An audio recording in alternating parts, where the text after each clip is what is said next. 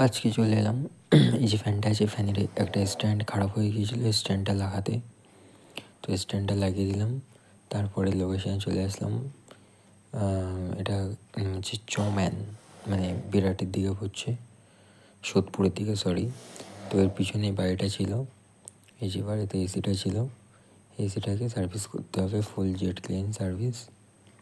এসিটাকে খুললাম, খুললে চাকাচাক সার্ভিস করে দিলাম ভালো করে। এসিটাকে এত সুন্দর করে সার্ভিস করলাম, ঠিক আছে। টেকনিশিয়ান করছিল, আমিও করেছিলাম, দুজন মিলে করেছিলাম। তারপরে আউটডোরে জলটা মারছিলাম।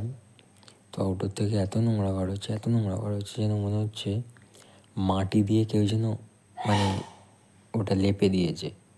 এত নোংরা মারছে, মানে যত জল মারছে ততই নোংরা বার হচ্ছে, মানে শেষ আর হয় না। তো খুব সুন্দর করে পরিষ্কার করলাম। করার পরে এই যে এসিটা সেট করে দিলাম, কয়েলগুলো একদম চাকাচাক চমক রাহা হয়। তারপরে এসিটাকে সাজিয়ে গুছিয়ে কাস্টমারকে